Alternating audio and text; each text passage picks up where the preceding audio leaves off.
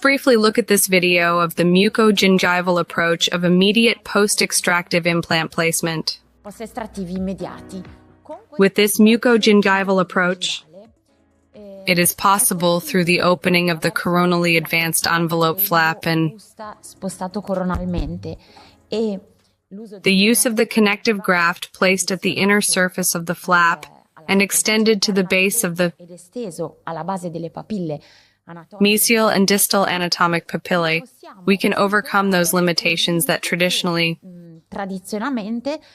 are considered the limitations for immediate post-extraction, precisely because, as we said before, immediate post-extraction is in fact considered a flapless technique, and therefore the flapless technique is not able to allow the placement of a post-extractive implant when we have, for example, gingival recession at the level of the tooth that we have to extract, or when we have loss of soft tissue mesial and distal to the tooth to be extracted, or when we have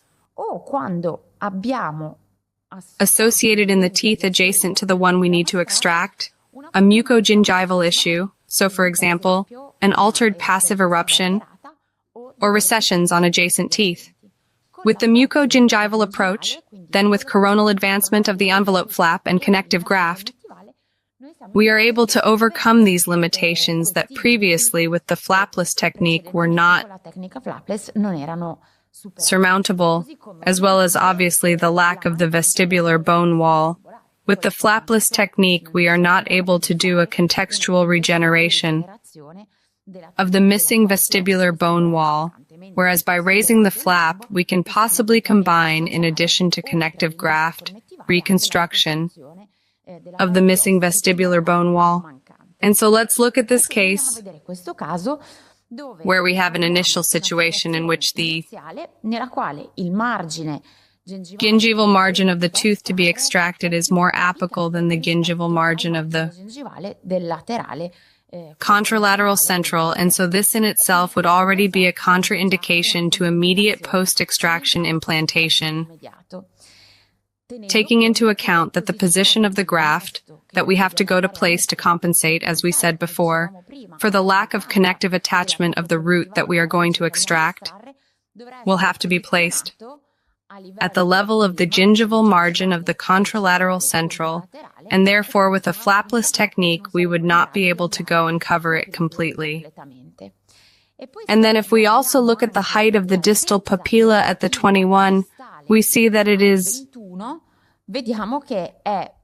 in a position, the apex of the papilla, more apical than the position of the distal papilla at the 11th. So this condition of departure of both vestibular and interproximal soft tissues must be corrected with the mucogingival approach. So as you then see, the papilla not only has an apicocoronal height lower than the height of the papilla distal to the 11, but just also a mucolingual thickness deficit, which imagine how it can become once the root is removed, where we have seen that as soon as the extraction is done, the papillae immediately tend to collapse. This already starts. Deficits in height and thickness. After the extraction, surely the deficit will increase. We see the guided planning of the implant. As you know, in the mucogingival approach, it is crucial that the implant is placed in a guided manner, both to have the provisional ready to be easily realigned very quickly intraoperatively, but also precisely to avoid the risk of malpositioning during implant placement, compared with implant placement in a healed edentulous ridge than compared to the delayed placement. The main difference in our approach, which in fact consists of opening an exactly overlapping envelope flap, lies in the type of structure we make of the graft. When we insert the approach into a healed edentulous ridge, we have soft tissue, interdental that are wide, they are healed, that we can safely deepithelialize and that we can exploit at the base as an anchor for the connective graft. In the immediate post-extraction implant, on the other hand, we have papillae that are usually tight papillae in an aesthetic area in a frontal group where maybe we have a patient with a festooned phenotype,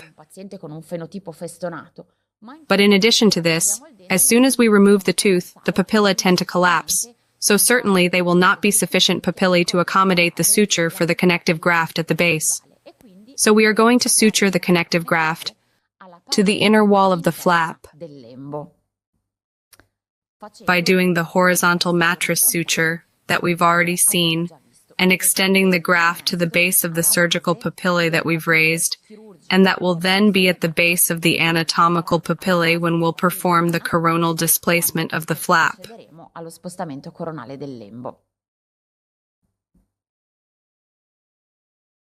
Of course, we will take advantage of the provisional intraoperatively reline to adapt the margin of the flap that remains free of the graft, because the graft is sutured 1 millimeter more apical than the margin, to fully adapt the keratinized tissue margin to the provisional in a more coronal position than the gingival margin of the adjacent tooth. The graft will be at the level of the gingival margin of the adjacent tooth, and the flap that will have to cover it completely will be positioned more coronally. All of this will then be conditioned in the post-surgical phase, and we will get the gingival margin of the implant-supported crown at the same level as the gingival margin of the adjacent tooth. We then proceed with the execution of the flap design, which is an envelope flap design with oblique incisions in the interdental area, directed toward the center of rotation of the flap, which is represented in this area by the 21 where the root extraction will be performed. Extraction is always performed after raising the flap to reduce trauma to the soft tissues as much as possible during extraction. The triangular papillae that are formed with the direct oblique incision, as you see from the gingival margin to the adjacent tooth, are triangular, are lifted to split thickness, and then proceed by inserting the periosteum detacher within the sulcus with a full thickness elevation of the central part of the flap.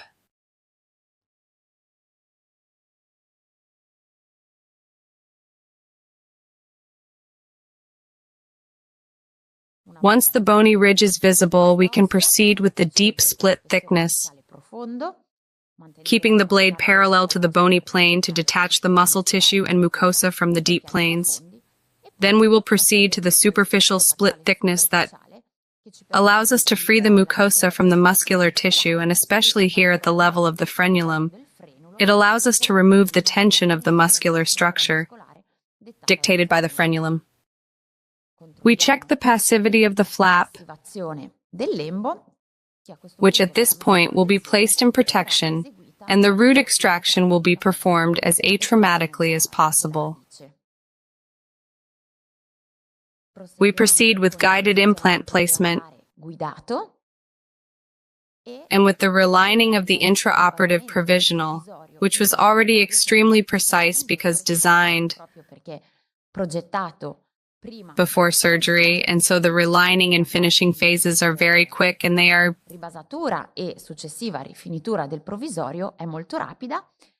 performed while we deepithelialize the anatomic papillae. You see how weak and thin the anatomical papillae are. They remain after the extraction of the dental element, that therefore they do not allow us to suture at the base of the graft, because we want to keep them free for the surgical papillae of the coronally advanced flap. The graft is sutured after being harvested with the connective epithelial technique and subsequent deepithelialization on the palate. It is sutured with an external mattress suture at the base of the surgical papillae and a paramarginal millimeter. At this point, we begin to close the flap at the periphery, gradually reducing the tension, suturing with suspended sutures anchored to the cingulum. We suture the surgical papillae distal to the mesial to distal to the new placed implant. They will be closed only after placing the provisional that we are going to insert after closing the distal papilla. Che andremo a inserire dopo aver chiuso la papilla distale. When the distal papilla with interrupted stitches is sutured, we proceed with the placement of the provisional, and at this point we finish with the closure of the interincisive papilla, the one on which we had the most tension and where we had to extend apically more of the superficial split thickness due to the presence of the frenulum in order to fit very tightly the margin of the flap around the provisional crown. Del lembo intorno alla corona provvisoria. So we first perform an interrooted stitch suture on both mesial and distal papillae Entrambe le papille mesiali e distali to the provisional, and then to get the margin adaptation, we proceed with a suspended suture that just che proprio makes the margin adaptation of the flap on the provisional very tenacious and tight. Margine del lembo sul provvisorio.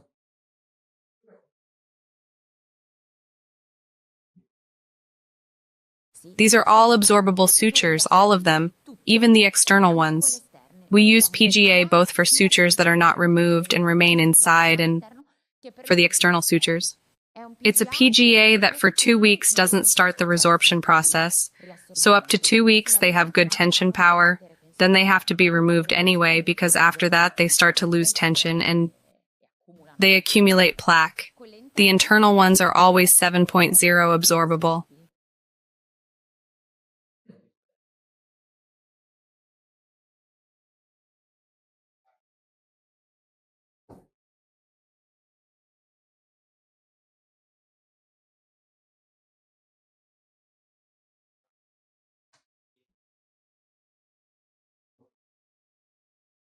The provisional Ma no, il provvisorio doesn't change the shape of the temporary. What changes is the placement of the flap above the provisional, because basically here you have moved the flap more coronal. If the margin had already been in the position già nella posizione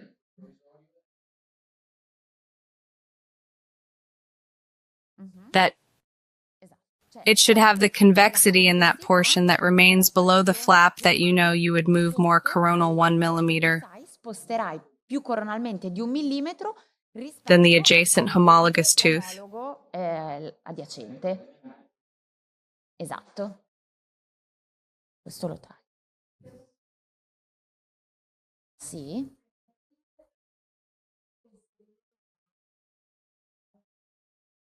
We will see that later in the pig jaw, which is certainly very useful. Nel maiale che è sicuramente molto utile. In fact, to do the superficial split thickness after you've done the full. Dopo che hai fatto il totale, If you try with the probe to get under the flap and go apically, you will get stuck because there is apicalmente ti blocchi perché c'è the mucogingival line that blocks the passage of the probe because of the muscular tissues attached to the periosteum. The only thing you can do, and you have no doubt how to hold the blade position, is to stay parallel to the bone plane. But you have to be careful about is that the bony plane at some point retracts. So if you stand parallel, with the blade at some point you come out. So you have to stay parallel following the course of the bone plane, so at some point you lean inward. When you've done the deep afterwards and you reinsert the probe, you see that the probe goes inside because you've detached the muscle tissues and the mucosa. At that point there you move the blade. You lift it up and you put it against the inner wall of the alveolar mucosa, and you just make a movement in which you feel you are supporting the alveolar mucosa, and as you pass with the sharp blade, you really feel the muscular tissue coming off. Later we see it, we do it both with releases and without, so you feel the difference.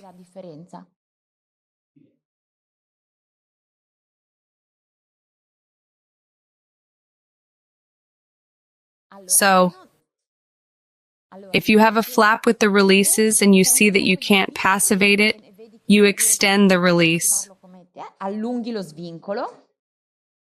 If it is without release, you have to extend more mesial and more distal. So you have to go below to the mesial and distal part of the flap. So you have to extend to the periphery. The deep and superficial split thickness, because that means there is still tension at the periphery. Never go back. To deep split thickness. If you feel it is not passive enough, don't go more deeper. It is useful.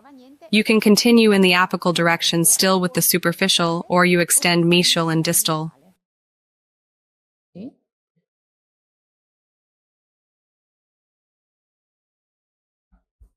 This. Questo no, dietro le quinte.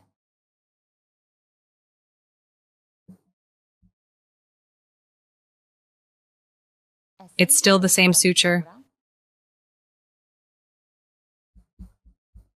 Horizontal mattress, so you perforate. Quindi si perfora The surgical papilla at the base. alla base. Then I take the graft, so from the outside surgical papilla to the base, graft. I go back by reperforating the graft L'innesto and come out sideways to where I had entered at the base of the surgical papilla. la papilla chirurgica. Horizontal mattress, so papilla, graft, graft, papilla. Innesto papilla. Esatto. If you take it at the base of the anatomical papilla with the suture, Base della papilla anatomica con la it automatically goes to that position and you take it 1 millimeter from the edge of the graft, 7.0, anche questo. E lo and the same on the other side, so you make stitches at the base of the two surgical papillae. chirurgiche. Ok? Prego. This is at the time of suture removal after 2 weeks, Cioè 2 settimane. E vediamo and we che a see 2 that at 2 weeks we have stability of the position of the flap, the same exact position that we had sutured it in at the end of surgery. So we see that the mucosal margin Vediamo che il margine mucoso sulla on the corona crown implant supported is already at the level of the crown on the central, and then we give time e poi diamo tempo for the graft to mature, and then we'll see how over time as the tissue matures and the conditioning.